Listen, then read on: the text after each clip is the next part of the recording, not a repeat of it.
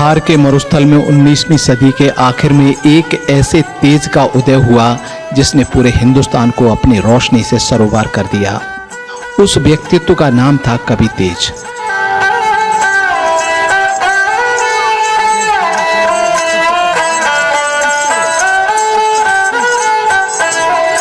कवि तेज ने अपनी कविता के माध्यम से समाज में फैली हुई बुराइयों को दूर करने के लिए एक नई विधा के रूप में रम्मत को जन्म दिया।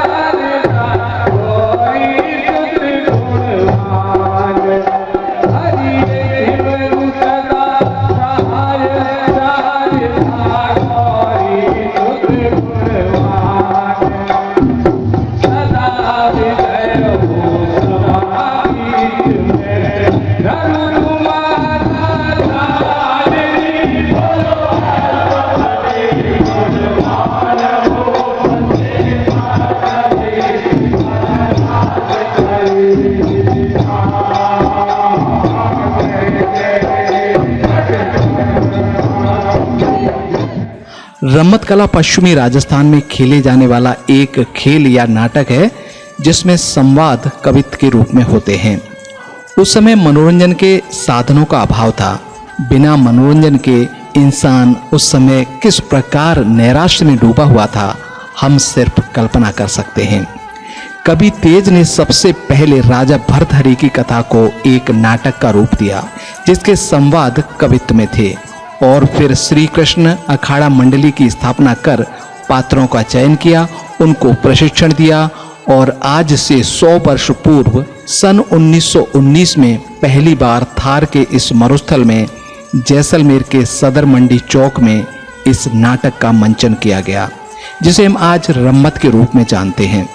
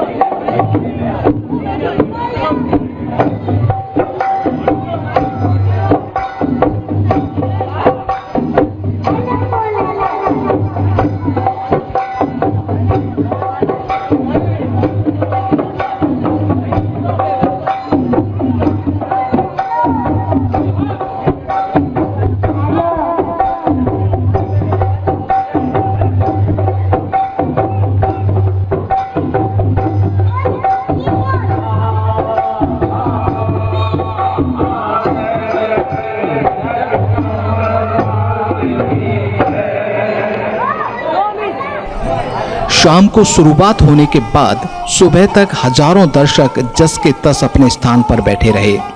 लोग स्तब्ध रह गए। कवि तेज के लिखे संवाद लोगों के दिल में उतर गए। कथा में जो संदेश था कि एक राजा भोग विलास छोड़कर कैसे योग की तरफ आकर्षित होता है और अपना राजपाट छोड़कर एक सन्यासी का जीवन जीने लगता है। राजा भर्तृहरि की रम्मत ने कवि तेज को जनमानस में लोकप्रिय बना दिया, और फिर कवि तेज की कलम का जादू ऐसा चला कि एक के बाद एक रम्मत लिखते गए, और जैसलमेर से लेकर शिकारपुर जो आज का पाकिस्तान है वहां तक रम्मत खेली जाने लगी। मैं कवि तेज का पोता हूँ। मेरे पिताजी का नाम बोलता नाम नैनाराम और सही नाम तुलसीदास जी। पास करके उन्होंने क्या है, वो अंग्रेजों का जो शासन चला था उनको बर्दाश्त नहीं हुआ और वो आ गए जैसलमेर। जैसलमेर में आकर के उन्होंने कहा कि भाई गांधी जी कह रहे हैं कि भाई ये सभी छुआछूत मिटाओ, एकता करो, तो ये करने से तो नहीं होता है, अब मैं प्रैक्टिस करूँगा इसकी। इन्होंने करके एक छोटे मोटे पहले खेल बनाया जिसको रमत कहते हैं, फिर बड़ी रमत बनाई। तो रामत बनाई देखने तो आते तो पहले शुरू से क्या हो गया, ऐसा था ना कि भाई ब्राह्मण है तो यहाँ ब्राह्मण बैठेगा, यहाँ बनिया बैठेगा तो यहाँ बनिया के वो बैठे, इस प्रकार से बैठते थे। धीरे धीरे धीरे धीरे क्या है कि मैदान में जो बैठते थे उनके भी आदमी 7 आदमी बैठने लग गए। तो वो लोग कभी दुए देते थे जाते जाते, तो कभी देखा कि ये हरिजन दुआ दे रहा है, अरे ये तो अच्छा है, पिंगड़ा बनने लायक है, ये तो भर्ती बनने लायक है। जैसे कोई न्यारी देता तो दूध देते थे, तो उन्होंने कहा कि इनको भी शिक्षा देनी चाहिए। यूँ करके उन्होंने न्यारियों को शिक्षा दी, रामत बनाई, दर्जियों को शिक्षा दे करके ट्रेनिंग दी, हरिजनों को ट्रेनिंग। हरिजन की अरे जो हम शिक्षा से दूर रहते हैं, वाह मारा भाग है, अरे क्या भाग है, मैं देता हूँ तुम्हें वो, मैं यहाँ बैठता हूँ तुम यहाँ खेलो। हाँ वो क्या है कि इतना बड़ा बांस की लकड़ी रखते थे, बांस होता है लंबा लंबा, वो रखते थे, अगर पाँव जुड़ हो जाते तो मारे खेलो। जब उन्होंने देखा कि ब्राह्मण होकर के और हमको यदि उनकी कितनी श्रद्धा बढ़ती है, उनकी बहुत श्रद्धा बढ़ी कवि तेज के बारे में, तो न्यारिया दर्जी ये सभी उनको गुरु मानने लग गए। इसके अलावा फिर भी उन्होंने क्या है कि इष्ट पक्का था उनका जगदम्बा प्रति, जो भी जिनको भी उन्होंने आशीर्वाद दिया वो उनको फलता रहा, तो सभी ने उनको गुरु माना।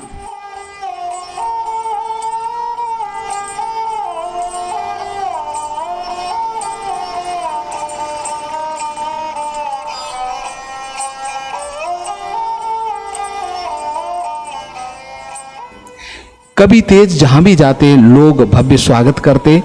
कवि तेज को कई शहरों से रम्मत कला के प्रदर्शन के लिए निमंत्रण आने लगे और कवि तेज ने रम्मत कला को देश के कई शहरों में जाकर मंचन किया। कवि तेज बचपन से ही प्रतिभाशाली थे, बहुत छोटी उम्र में ही कविता रचने लगे थे।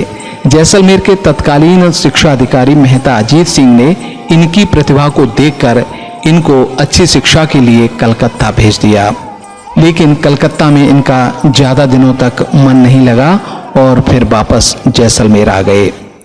जब क्या है कि वो पढ़ाई करते थे तो दीवान जी अजीत सिंह जी थे, वो क्या है कि स्कूल में गए उनकी जांच करने के लिए। तो जांच करने के लिए गए तो बच्चे सभी क्या है कि जैसे आप वक्त खड़े होते हैं सभी खड़े हुए बैठे और उन्होंने प्रश्न पूछा बच्चों को।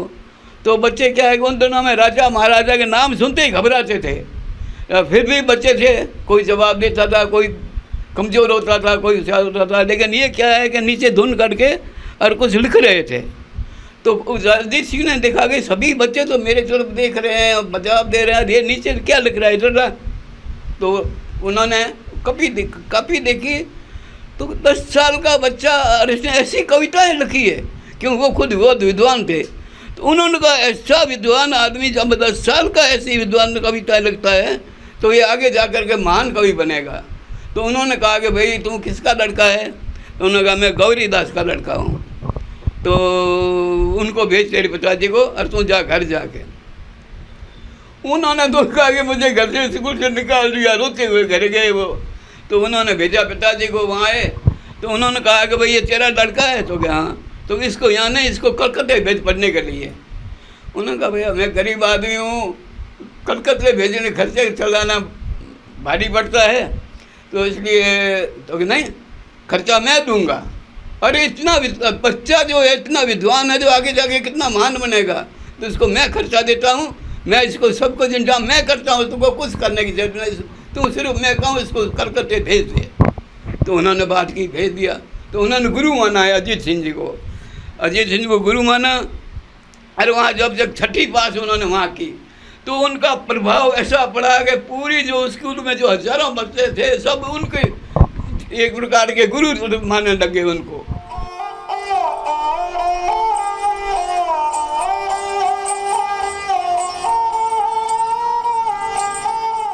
कवि तेज ने देश और समाज के लिए कई कार्य किए। स्वतंत्रता आंदोलन के दौरान ये कलकत्ता गए और वहां पर जेल भरो आंदोलन में भाग लिया। कलकत्ता प्रवास के समय स्वतंत्रता आंदोलन में भाग लिया और निषेधाज्ञा का उल्लंघन कर हजारों लोगों की भीड़ को संबोधित किया। जिस कारण इनको जेल भी जाना पड़ा। वहाँ क्या है कि उन दिनों में जो भी वंदे मातरम कहता था उस पर क्या है कि अंग्रेज उनसे खिलाफ थे और जुलूस निकलता 150-200 आदमियों का, तो उनको पकड़ के जेल में डाल दिया करते थे। और 2-4 आदमी छेड़ से जानबूझ करके बोले वंदे मातरम, तो पुलिस वाला होता था उनको कोई डंडा लगाते थे, लेकिन वो छोटे मोटे जो शरारती थे वो वंदे मातरम कर करके उन अंग्रेजों को छेड़ा करते थे। तो इन्होंने कहा कि भाई जेल भरो आंदोलन में चलाऊंगा, जो भी वंदे मातरम बोलता है उसको जेल में डालते हैं। तो आज जेल आंदोलन चलाता हूँ, बोलो साथी हो। तो उनके वो दोस्त थे फंसे हुए, वो 2-4-500 आदमी तो एकदम इकट्ठे हो ही जाते थे। तो उन्होंने पहले एक कविता बोली, तो कविता बोल के जितने में आदमी इकट्ठे उठते गए। तो आंखों देखा हाल, एक दर्जी था, उसका नाम थोड़ा भूल गया मैं, उसने आंखों देखा हाल लिखा है कि जब देखते देखते आदमी इधर से आदमी आ रहे हैं, उधर से धक्का के सत्ते आ रहे हैं, और वो पुलिस वाला फोन से उनको चला दे रहा है, भाई देखो आज 5000 आदमी इकट्ठे हो गए, 6000 हो गए, 8000 हो गए, ये उनको और ये जुलूस निकल रहा है, वंदे मातरम गाते हुए जा रहे हैं। तो जाते जाते एक मेहता चौक बताया, उस चौक पर रखा है जब 50-60 हज़ार आदमी इकट्ठे हो गए, और वहाँ से वो जुलूस निकला। तो जाते जाते बस तो यही गाते थे, उनमें उन अंग्रेजों को फटकारा है कि अब तुम देश छोड़ के चले जाओ, नहीं तो अब हम तुम्हारी हम हिंदवासी हिंद के हैं, जुल्म से डरते नहीं, सिर जुल्मियों का छेदने को तैयार वंदे मातरम, अब हमारा सिर छेदेंगे या तुम भाग जाओ यहाँ से, मेरा तीर तलवार धार वंदे मातरम, हम तमच्चा तीर तलवार देंगे, अब हम वो थप्पड़ खाएंगे नहीं, हम तुमको मारेंगे। ये अल्टीमेटम पूरी कविता में उनको दिया है। जब वो जा करके वो जेल में पहुँचे, जब तक 5 बज गए थे, तो 5 बज गए तो टाइम भी समय भी हो गया था, तो उनको अल्टीमेटम देना था, वो कविता में अल्टीमेटम देता तो सारा ही उनको दिया कि भाई ये लो और तुम देश के छोड़ के भाग जाओ, नहीं तो हम तुमको मारेंगे। और उन्होंने देखा कि 50-60 आदमी हज़ारों को जेल में जगह ही नहीं है, तो उन्होंने भी उनको जाने दिया।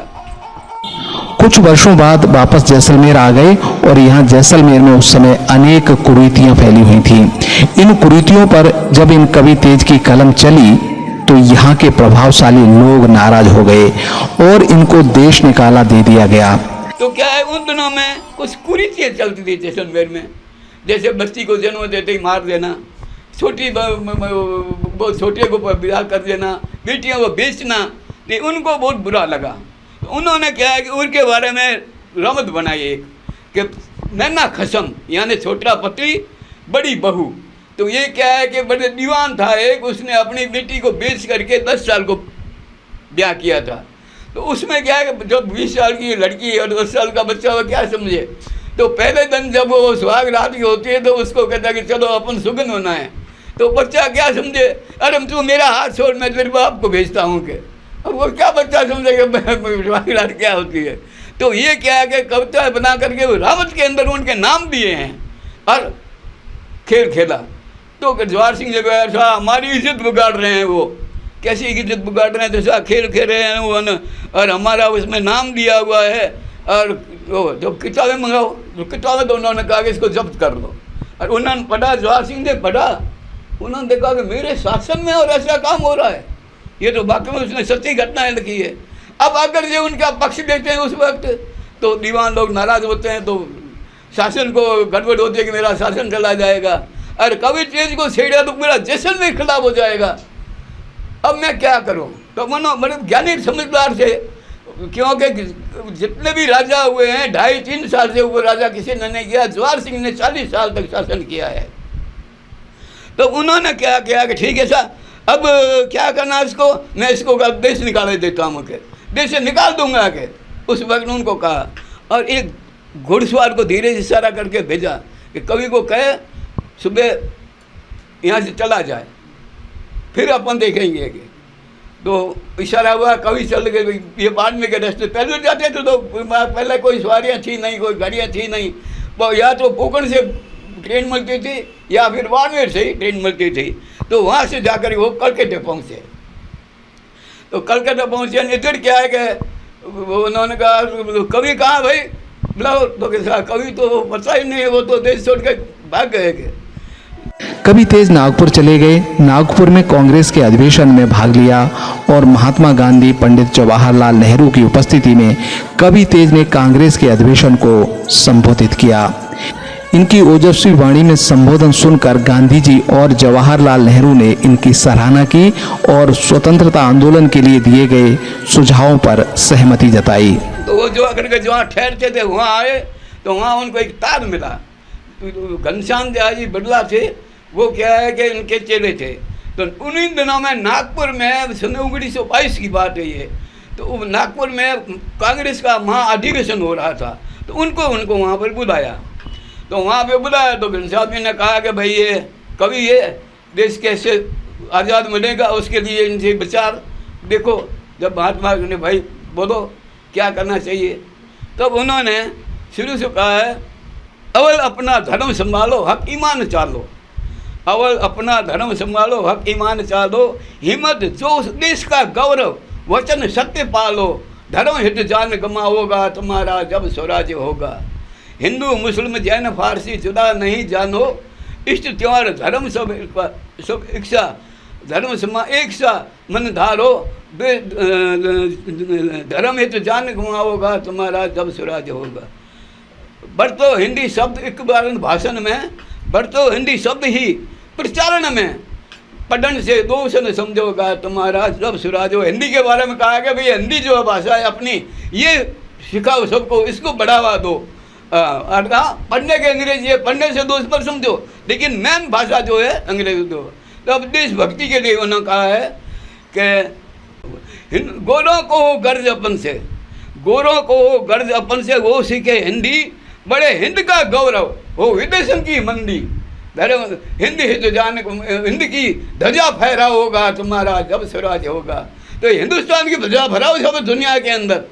उनकी आप संस्कृति जो अपनी है वो उनको सिखाओ, उनकी संस्कृति अपन मत अपनाओ।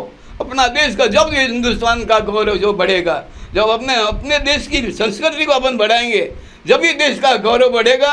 उनकी संस्कृति सीखने से अपना गौरव नहीं बढ़ेगा। ये नहीं उनकी भावना थी देश के प्रति इतनी। फिर उन्होंने स्वराज 52 सिखाई है, जो 52 बातें कही है उन्होंने ऐसी कि औरतों को भी सिखाओगा, और ये अंग्रेजों के वस्त्र जलाओगा, चाय सिगरेट सुगाओगा। यानी अंग्रेजों की जो चीज़ है तुम उनको नफरत करो और उनको भगाओ, और उनको जो अपने को मारते हैं उनको मारो। तो इसलिए वो गांधी जी ने क्या कहा, थोड़ा वो हो गया कि नहीं नहीं नहीं के थप्पड़ खाओ, मारो मत। जब उन्होंने वहाँ साफ कहा है कि अगर मान लो एक आदमी गए और वो गुंडा उसको मार रहा है तो क्या करोगे, तो कि मैं उनको कहूँगा इसको छोड़ के मुझे मारो। अरे वो तो गुंडा है, दोनों को मारेगा, हैं वो दोनों मारेगा। इसलिए ये हिंसा नहीं कहलाती। जब डाकू है जो अपने मारे, वो डाकुओं को पुलिस वाला मारता है, वो हिंसा नहीं कहलाती। पर जब उन्होंने उसको स्वीकार नहीं किया। जयपुर में अखिल भारतीय पुष्करणा सम्मेलन में कवि तेज ने जैसलमेर के पुष्करणा ब्राह्मणों का प्रतिनिधित्व किया और जयपुर में अखिल भारतीय पुष्करणा सम्मेलन के सभापति चुने गए। एक बार पुष्करणा सम्मेलन हुआ तो विद्वान लोग यहाँ होते थे, बहुत विद्वान थे। क्या इन्होंने रूप राम जी इनके गुरु थे, व्यास, अजीत रूप उन्होंने पद पद में गाया है। गुरु को अजीत रूप गुरु गाया। तो बाहर जाने की हिम्मत किसी में नहीं थी कि भाई जा कर के भाषण दे।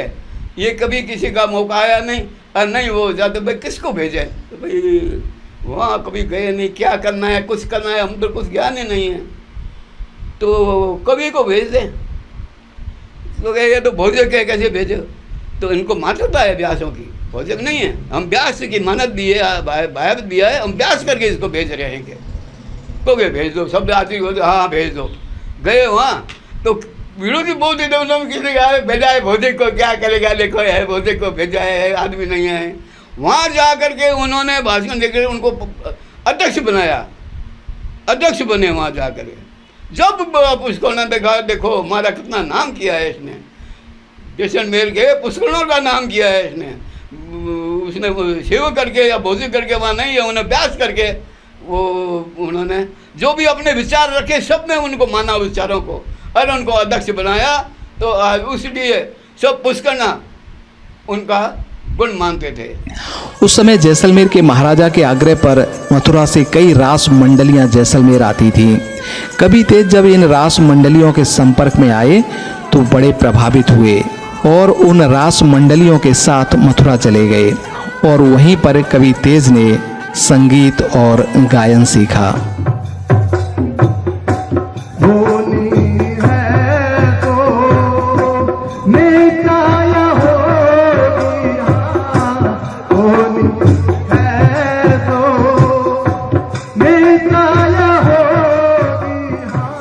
कवि तेज का पूरा जीवन संघर्ष में गुजरा। कलकत्ता शिक्षा के लिए गए, वहाँ स्वतंत्रता आंदोलन में भाग लिया। जैसलमेर में समाज में फैली हुई बुराइयों को उठाया तो देश निकाला दे दिया गया।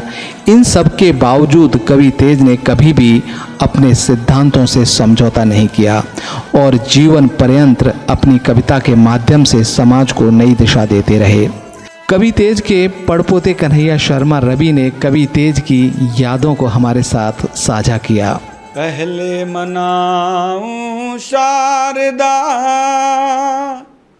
गणराज मेरे साथ है,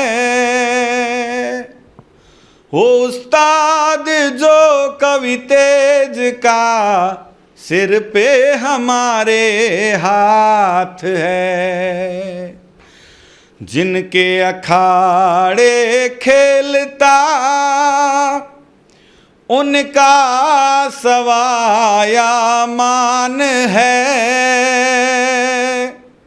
हो वासी में जैसलमेर का सब मुल्क में सिर नाम है। ये दोहा है, शेर कहते हैं, जो कि जैसलमेर, पोखरण, फलोदी, बीकानेर, पाली, जोधपुर, शिकारपुर, जहाँ जहाँ कवि तेज ने अपने रम्मत के अखाड़े स्थापित किए थे, वहाँ पर रम्मत शुरू होने से पहले कवि तेज को उस्ताद के रूप में याद करते हुए आज भी इस तरह के दोहे कहे जाते हैं। कवि तेज भारत के इतिहास में रम्मतों के पुरोधा, प्रवर्तक और इनके अखाड़ों, रम्मत खेलने के लिए, अखाड़ों की स्थापना करने के लिए एक पहले व्यक्ति माने जाते हैं। कवि तेज के बारे में कहा गया है, तेज तेज अति उजड़ो निर्मल ज्ञानी तेज, तेज तरुण भव तर गयो,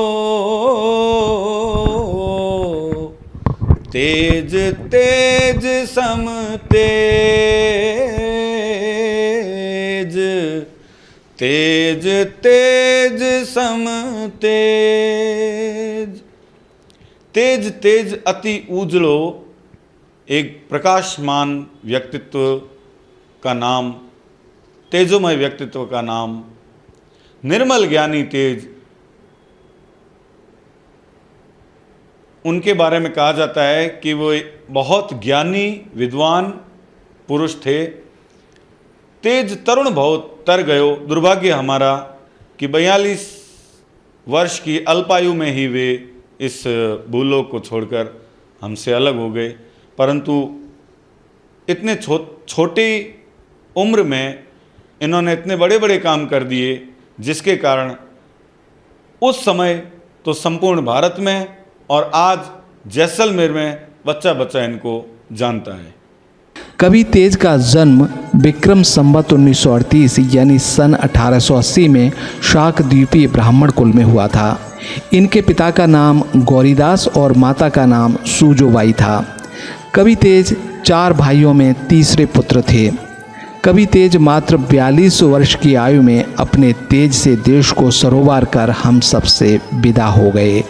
कवि तेज का जीवन अल्प आयु होने के बावजूद वो हमें बहुत कुछ दे गए। कवि तेज की अनमोल देन रम्मत आज भी जन जन में लोकप्रिय है।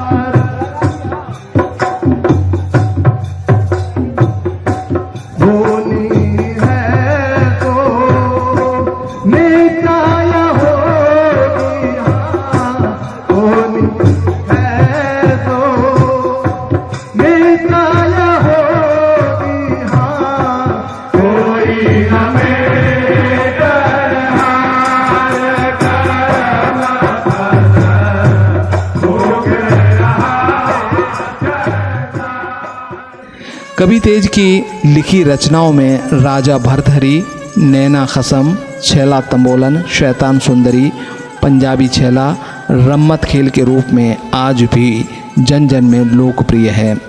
रम्मत कला के अलावा स्वराज बावणी एक लोकप्रिय रचना है। कवि तेज ने बहुत सारे भजन, फाग, दोहा और चौपाइयों की भी रचना की है। तो वैसे बैठे थे, बाहर निकले कि भैया जिंदगी में क्या है, मर जाना है, फट जाना है, ऐसे ऐसे बातें की। तो द्वारसी ने कहा कि भाई ले मर के इस पर कविता बता दे कि तू कवि है तो सुना। तो जैसे वो विरोधी थे ना, उन्होंने गढ़ के मेरी लगा, यानी मर के और गढ़ के। जब उन्होंने उनको ही फटकारा है कि धनाष्ट भयो पुण्यवानन को, पुण्य मैं दातार लोगों को धनाष्ट हो गया है कि पुण्यवानन को धरणी पर पाप ध्वजा फरुके, धरणी पर पाप ध्वजा फरुके, गिरी हेम घरों घर में बिचरे, यानी हेम सुनने को कहा है और सोने में काल होता है। तो झूठ कपट है वो घर घर में पड़ गया है। तो धनाष्ट भयो पुण्यवानन को धरणी पर पाप ध्वजा फरुके, गिरी हेम घरों घर में बिचरे, पहचान कसोट गई घर के निज स्वार्थ पे कवि तेज सदा उन्मट लगाए रहे सर के। गुनिया अभिमान करो किन पे, गुण पे रिंझवाड़ गए मर के। गुणी बैठो ही हूँ, जारी गई गुणी मरिया को नहीं हाली हूँ, गुणी पहचान कराए वाकई में तुम हो ही गए। तो भाई इनाम दो तो न दो के, अरे भैया हाथी दो इनाम, दादा हाथी दे दो, मेरे गले हाथी ना की भाई। तो घोड़ो दो, दादा घोड़े में चढ़ो, थोड़ी देर जाओ, घोड़े थोड़ी टपा पढ़ो, घोड़ा भगे, लोग तालियां बजावे। तो अच्छा ऊँट दे दो के, ऊँट दे दो। उन्होंने ऊँट उनको इनाम दिया और वो उनको मान्यता का, वो जैसे आजकल कहते हैं ना, वो क्या अवार्ड कहते हैं, जो उनको दिया कि ये राष्ट्र कवि है। और वो